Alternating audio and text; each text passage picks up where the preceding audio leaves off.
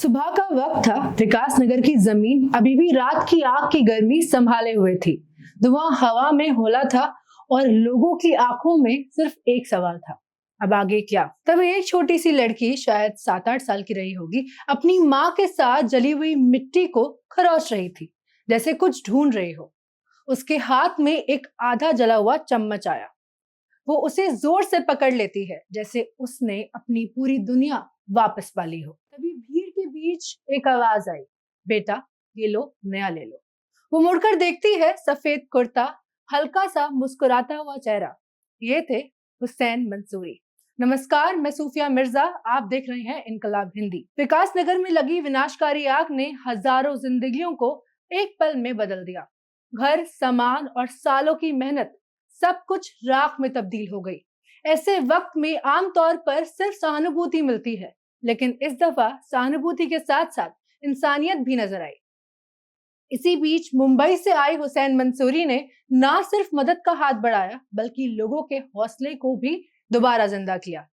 एक 40 साल के व्यक्ति जिन्होंने अपनी जिंदगी में गरीबी और संघर्ष देखा है, आज वही दूसरों के लिए उम्मीद का सबब बन चुके हैं। हुसैन मंसूरी अक्सर कहते हैं, मैंने भूख देखी है और दूसरों के फेंके हुए कपड़े पहने हैं।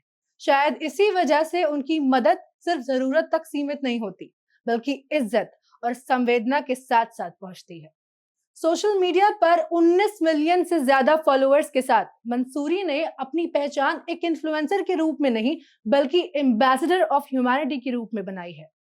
कैंसर पेशेंट की मदद से लेकर भूखों को खाना खिलाने तक और सड़क के वेंडर्स का पूरा सामान खरीदने तक सहारा बनते हुए नजर आए हैं।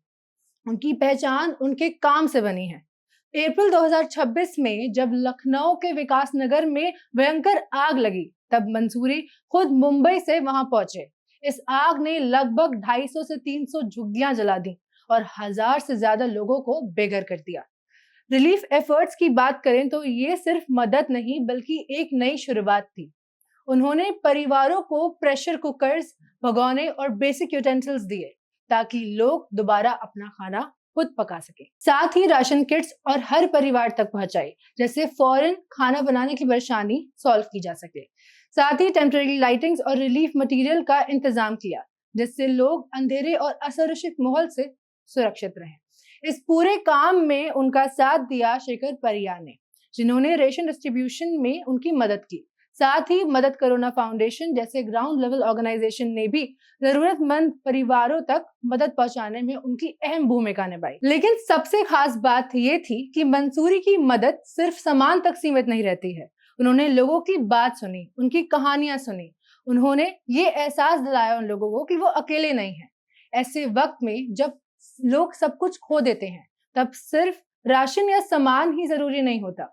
उन्होंने वो इज्जत और उम्मीद उनको दिखाई। फोटोग्राफी और स्टोरी टेलिंग के प्रति अपने जुनून का इस्तेमाल करते हुए मंसूरी ने इन कहानियों को दुनिया के सामने रखा, ताकि और लोग भी इंस्पायर हो सके और उनकी मदद के लिए आगे आ सके। विकास नगर की आग ने बहुत कुछ छीन लिया, लेकिन हुसैन मंसूरी जैसे लोगों ने यह साबित कर दिया कि इंसानियत अभी भी जिंदा है।